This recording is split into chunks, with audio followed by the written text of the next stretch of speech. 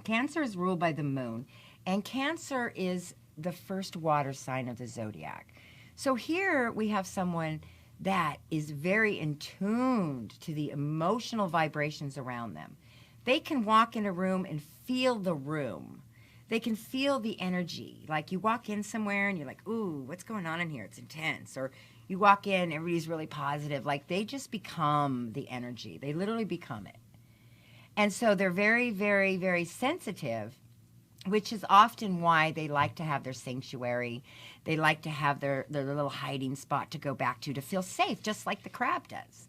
You know, the crab comes out in the sun, he hangs out with all the other crabs, but, you know, as soon as he's done enough of that, zoop, he goes back and he likes that little spot.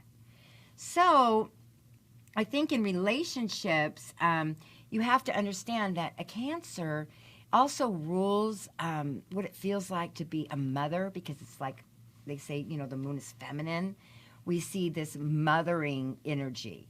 And, you know, if you ever watch like Dr. Phil or something, they always have the in-law, the mother that won't leave the couple alone. And they call her the smother instead of the mother. She's the mother-in-law that wants to control the relationship even after they're married. And they say, you're smothering me. So on the negative side of a Cancer, in relationships, they get very connected. They're very in tuned. And they can be clingy. They can hang on for a long time. They can stay in this emotional pain and not get past it. They can be very confusing, but they can be very moody, and they can also hold a grudge, and they can hang on to that. But deep inside, they're really, really feeling things, but it can be overwhelming to express it. So my grandson's a Cancer. So he's got a sun, moon, and Mercury in Cancer, and he's got these big eyes, and you know, and yet, but when he gets mad, he's like, wow, he holds on. He got that little control to him. But we often think of the Cancer as, you know, this warm, going into their home, because their home is this place of safety. Music, candles, good food, you know, family. They're very protective. Think of the crab, how they pinch and hang on. So going into relationship with a Cancer, I mean, if you want that family, that devotion, it's kind of like the Italian mama, any type of thing where you have this loyalty, connection, protection, that's going to be with a Cancer. They're very loyal. But when things separate, they can go into long depressions, and they hold on to emotional memory.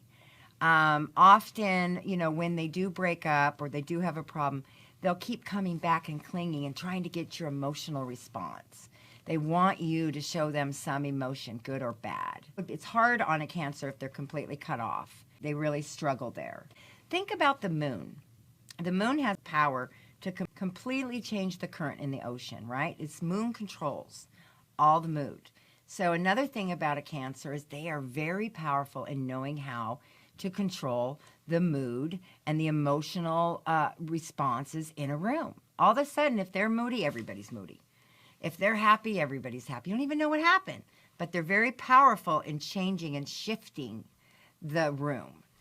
I think that, you know, they can get very emotional, hard to control their emotions at times. I think it's important, you know, when you're getting in relationships with people, you want that person that's going to protect you and take care of the kids and take care of the family and create a world and create a home. And, you know, you want that.